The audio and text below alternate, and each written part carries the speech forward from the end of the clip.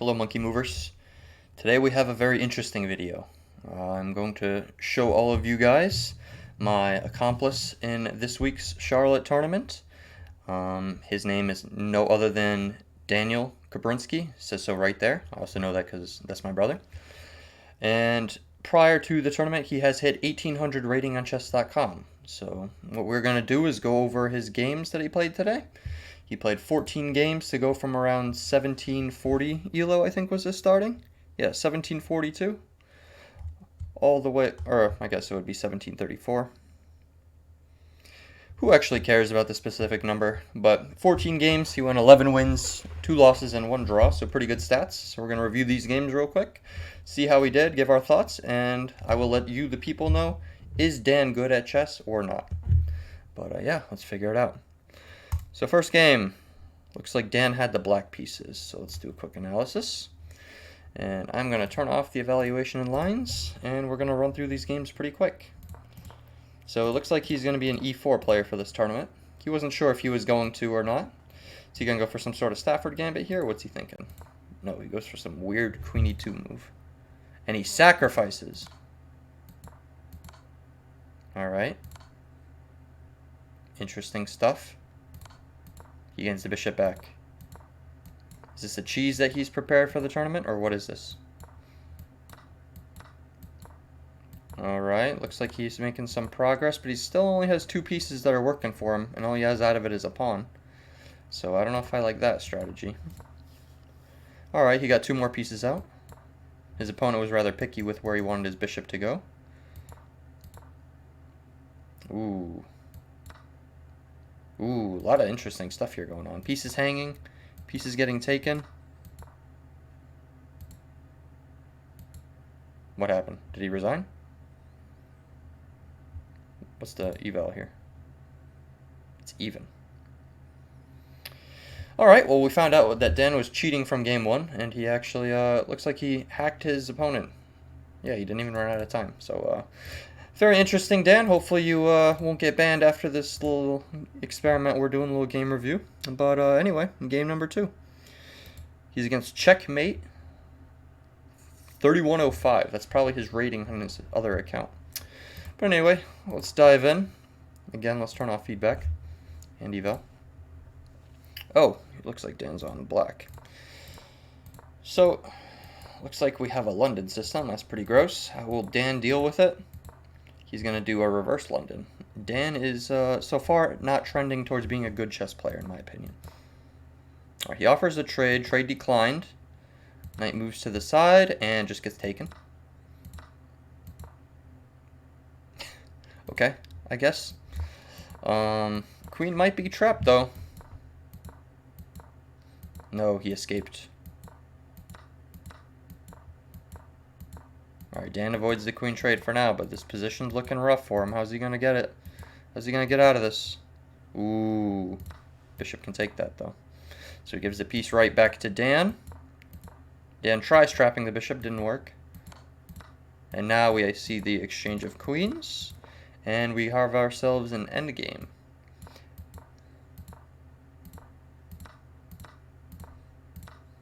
Okay, a few more exchange of pieces. Alright, so Dan is on the offensive here. And he gets quite a few pawns here from his opponent. I wonder if that was supposed to be a theoretical draw or not. Okay, this is quite the interesting endgame that's being played out. And it looks like Dan is going to promote to a queen first, and I'm assuming that's going to be all she wrote. Oof. That was a good ending. I could respect that one right there. He went with a reverse London for game 2, so I don't really have respect for that, but he ended up with a pretty nice finish. But looks like we're on to game number 3 now, which is against Ilchik. And Dan has the white pieces, I believe. Yes, he does. And we're off. Okay, we have a different opening this time. Looks like Dan does not want to play the Sicilian. Or I guess it's still technically the Sicilian, but... Alright, we have some aggressive moves out of Dan. A lot of pawns being pushed. Not a lot of pieces being placed onto ideal squares. Alright, opponent deflecting his castle. For now, is Dan going to go queenside, or is he just... Nope, he's just going to blockade and then castle. Alright. I think that was just a free pawn. I guess he wanted to hold on to his bishop. Alright, Dan gives up the file. His opponent gives up the file. Dan does not take en passant. Loses another 3 points right there. Alright, Dan declines that pawn trade. We have a lot of pieces getting exchanged off, and his opponent allowed Dan to creep in. And his opponent hung a queen. I'm noticing a trend here, guys. You guys noticing it as well? Alright, so that's 3 games. Let's check out game number 4. 1, 2, 3, 4. He's against Modin1 from Albania. Albania sent their best, or Morocco sent their best to deal with Dan, to try to knock him down before his tournament, and let's see how Dan responded. He had the white pieces, and he mirrored e4 with e5. Alright, Dan already lost the bishop pair. Okay, now Dan is allowing this trade, which I think would be rather weird and bad. But, okay, so now Dan takes his light-scored bishop. We have a bit of shifting of pieces. I don't know why that rook took right there for... Yeah, you could have just trapped it with b6. Just think about like that Bobby Fischer game, where that guy, I think it was game 6 or game 5, where Bobby trapped his bishop by taking a pawn, a poisoned pawn. Alright, so rook's on the outside, trade of some minor pieces. Queen teams up with the bishop, trying to attack g2. It was never actually threatened, though. Alright, so a bit more maneuvering still. Black takes the pawn because he's greedy. And now Dan should have enough firepower if he wants it. He could have also just threatened the queen instead and won the rook. And then the bishop would have been hanging. Okay. And another hung queen. I'm noticing something very interesting here in Dan's gameplay, and I think it has to do with him paying off his opponents. But, alas, we'll go into game number 5. 1, 2, 3, 4, 5. So he's against 1984 Mark. Interesting name. Dan with a brilliancy in this game. Okay, let's see if we can find it. Let's turn off feedback and see if we can notice what it is. Dan does not play the ready. So Dan responds to the ready with d5 takes e4. Alright, this is a stupid position.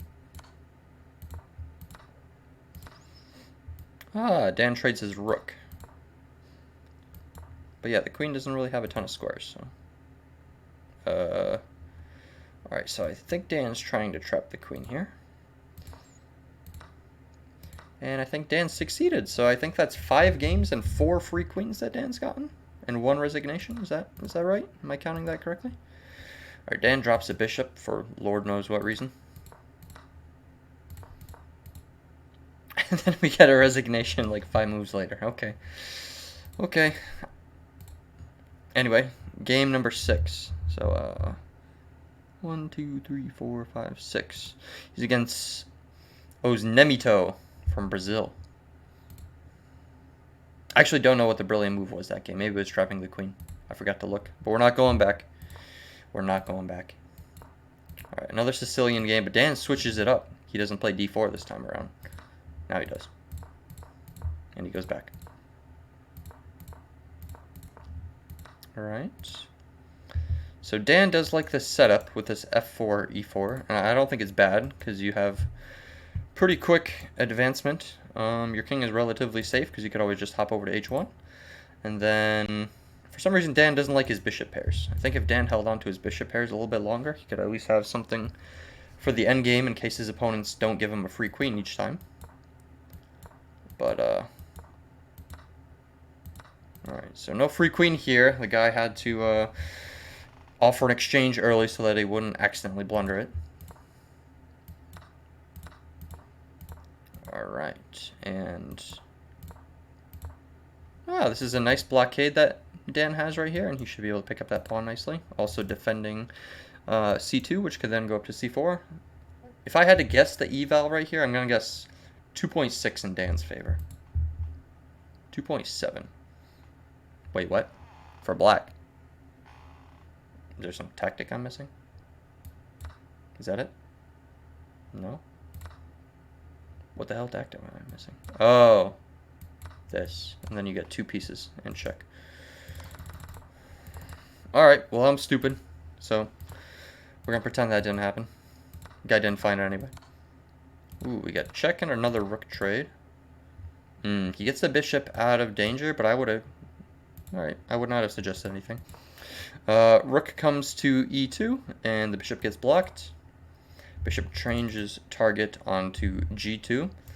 Probably just got to go king f1 here, right? Or do you just go check and then block? And then you're still protecting a2. Dan chooses to block with the bishop itself. Okay. Then he moves the other pawn out of the way. Keeps moving the pawn out of the way. Tries to threaten the discovery. Moves right back. Moves over to the d file. Moves over to a file. Check. Takes the pawn. Takes the pawn on g2. Obviously no trouble. Now we have 2 races pretty much going on. Ooh, and that's a rook. And this should be, yeah, that'll be easy to finish up. Well, we'll see the rest of the game real quick. The guy actually made Dan ladder mate him. Dan wasn't even really in time trouble, so that's interesting. But, yeah, let's go on to the next game. I think 7. Yeah, we looked at OZ. Alright, looking at our friends in Ukraine. Hopefully they're not getting bombed as we speak, if that's okay to say. Maybe it's not, in which case I didn't say it. If I could afford an editor, I would have edited that out. But we're just recording straight through to straight end. So here we go. Alright, so Dan's switching up. Actually, I wouldn't say he's switching up. We got a Caro exchange. And a lot of pieces come off the board pretty quick. So here, I would consider retaking with the king, just because you're already in an endgame when the queens are off the board. So just connect the rooks faster. I mean, getting the knight backwards, I don't really know what it accomplishes. I would rather have this knight have the opportunity to creep in, something like here, or find its outpost on c5, or just allow for like a b5 push. But that's just my random 2 cents.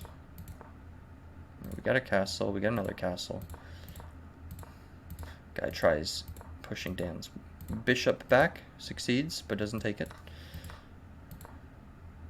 Alright, this looks sketchy, but nothing of it yet. Okay, we got some maneuvering. Opponent gives up the file for some reason. That's good. Alright, Dan threatens the rook. Goes back. Checks the king. Checks the king again. No more checks that I could see that would be beneficial here to Dan. But he does get his rook into the position, so his pieces are more active. He just has to be careful, because this knight could technically sacrifice. And then Dan would be able to stop it, but there might be an opportunity where he can't. So just gotta look out for that. Threatens the rook. Threatens the rook again. Dan doesn't take the rook for whatever reason. Now the rook is free. Maybe Dan realized this plan that could occur. Alright, so now Dan gives up the exchange. Okay.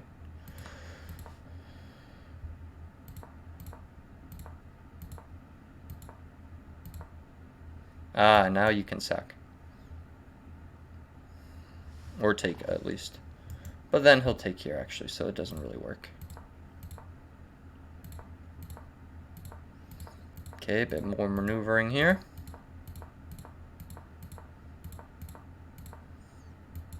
Dan's in time trouble, but he's trying to figure this out.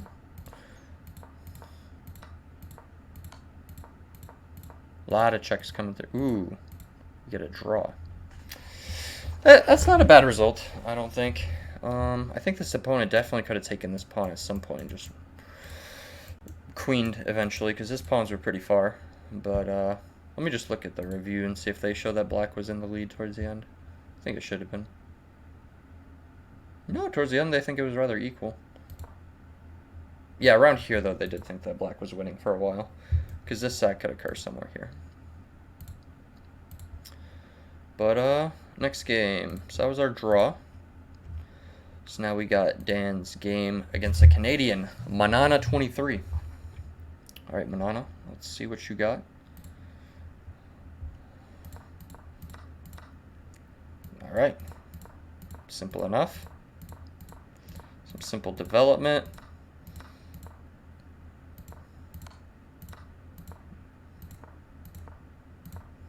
Okay. Nothing to write home about just yet. Yeah, still nothing. Ooh, sneaky little move. Dan's trying to trap the knight. Yes, you take the... Ooh.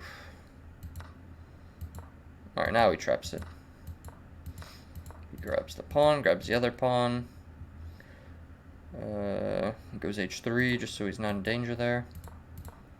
Alright, offers the exchange, declines, pushes the pawn all the way, and we get a resignation. That was a clean game. I didn't see a free queen get given up, nothing like that. I just saw some good, hard-earned gameplay. So that was a good one. So that was this. So now we got Dan's first loss. Dealt to him by Shvetko DV. Russian, I believe, yeah. And we're off to the races once I flip the board. Alright, so Dan plays d5 into f4. Not that f4 is all that common, but... So we have double pawns, but it's not too big a deal. Queen takes, offer the trade, declined, offer the trade again, declined again. Ooh. Couldn't you have gone here? Have a very nice attack, actually. I think that probably would have been for the best. I'm not going to look at what's correct. No time. Okay. A couple interesting moves. He could have taken this pawn because king takes and then knight takes. We have a discovery check.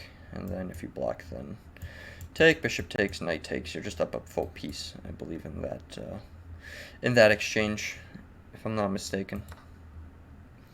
We got knight takes d2. I'll blunder. Wait, why do I have feedback on? Let's turn that off. Why is that a blunder exactly? Ooh, that's a creative move. Does that work? Yeah, that's probably what the tactic was, actually. You could recapture, sure, but then this is going to be hanging. Okay, Dan with an in-between move, but you're still down a piece. Ah, and then Dan traded when he was behind. Not the best. Yeah, his moves are pretty one-dimensional. He needs to try to come up with something a little more spicy. Here you want to try playing for g5. You either win a pawn or have some threats on the king. Now we have g5, takes, check. Ooh. Yeah, again, he has defense right now, and he has more than enough pieces to try something on the other side of the board. I would turn your attention there.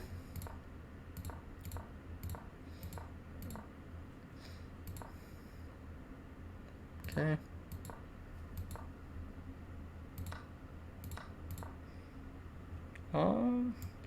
You have a check, but it doesn't do anything.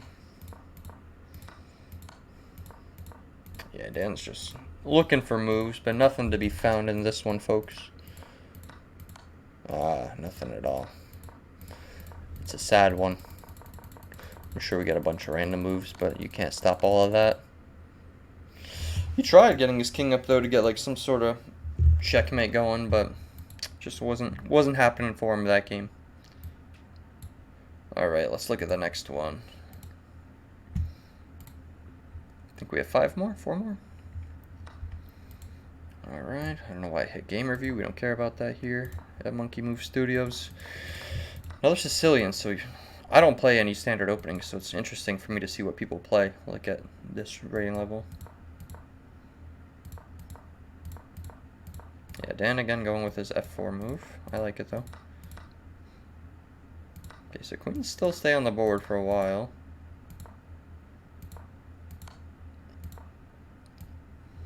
Okay. This is looking rough. Ooh, but then you get a free rook. Wow, and you just resigned off that? Really? I mean, you're only down the exchange. You just capture right back. And then you're fine.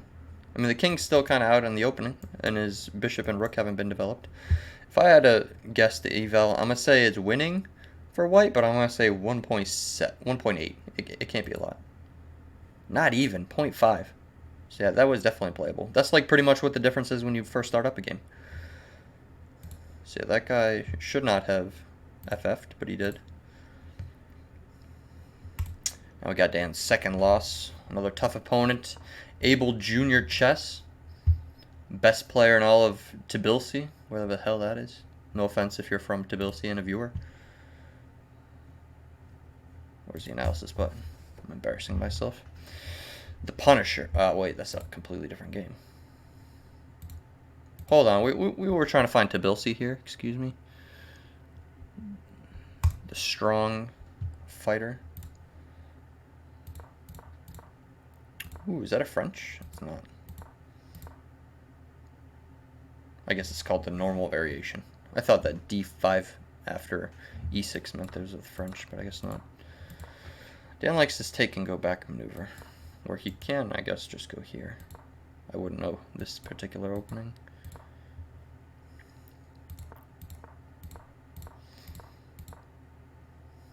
Okay. Get some exchanges going on. We get a soft pin on the knight. Okay, we see an exchange. See the rook come towards the center. Pawn is won. We have another pawn that's probably going to be won shortly. Nah, not there, but I'm sure there's a move. Whoa. Let me go back a bit. Alright, there we go. So he doubles the rooks. Threatens the queen. Queen goes back. Dan gives him a piece that he can't actually technically take.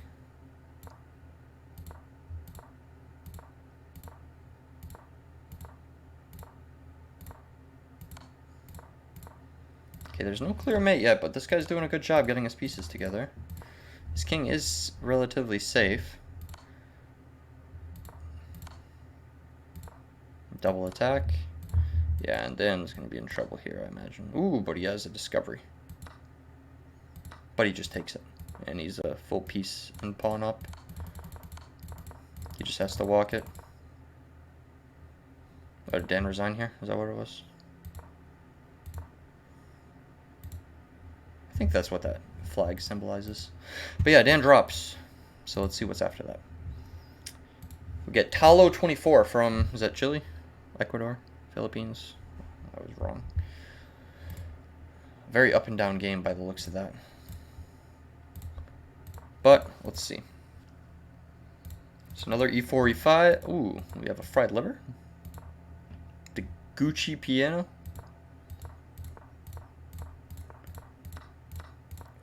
Okay. Bunch of weird exchanges going on here. And the opponent is up a pawn for now. Dan is getting aggressive here with these moves. Understandable. Another check, yeah. 2 pawns and one that's about to promote. Quite a scary position.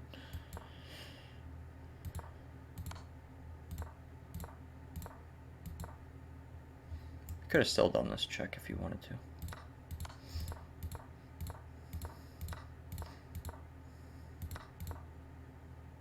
I don't know why Dan didn't opt for the rook there. Or why he just gave up his knight.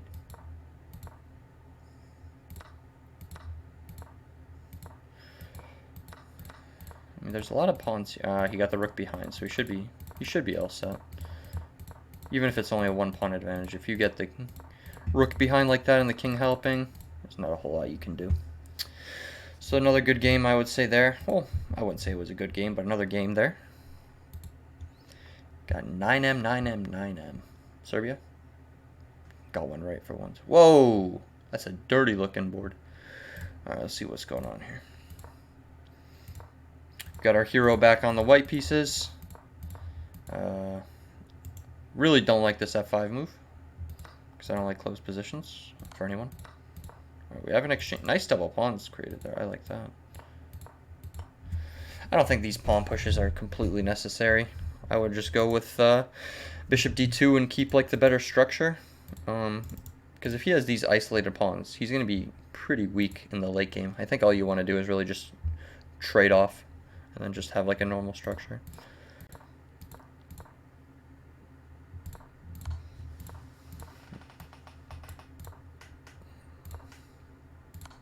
This guy 100% could have just gone there.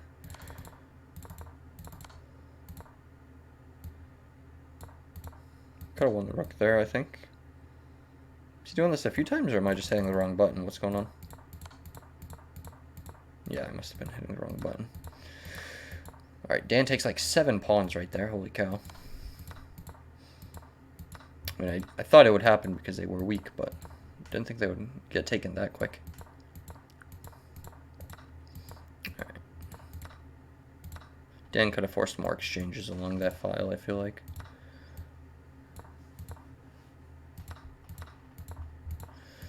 Okay, so we enter another endgame.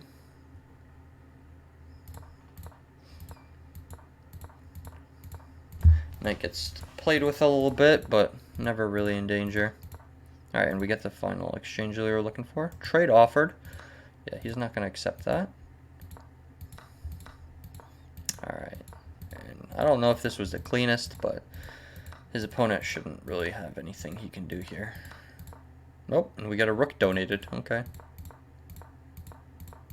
And Dan doesn't even promote. Dan says, fuck that shit. I am just going to checkmate him with my rook and king. It'd be funny if once he finally got him to the position, he's like, alright, let me promote this thing. But anyway, I think we got one left. Yeah, that was 9M, 9M, 9M. So now we're against the final boss, Jag Fan Dan.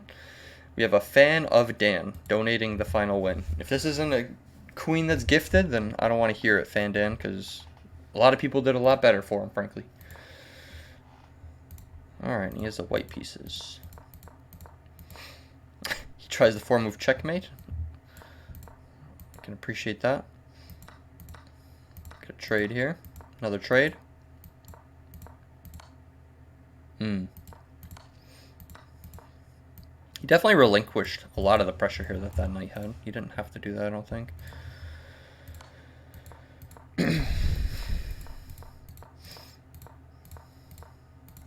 Okay, bit of maneuvering. And now his king, I would say, is actually poised better than his for the endgame. Because kings are only a weakness when they're not castled at the beginning of the game.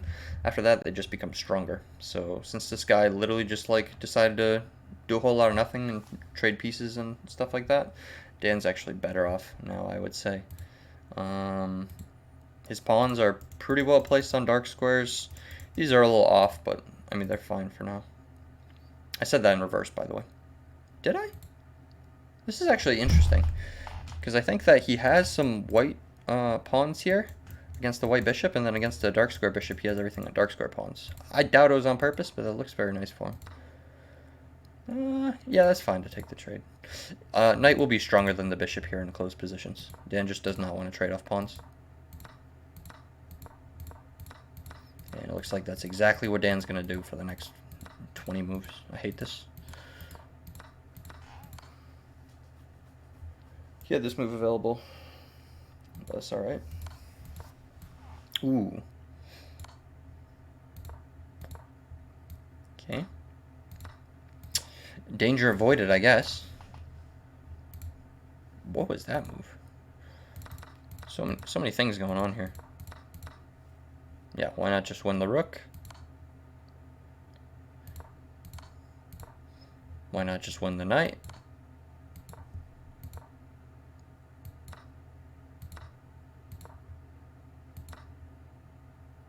I guess he kind of protected the bishop, so that was on me for not noticing.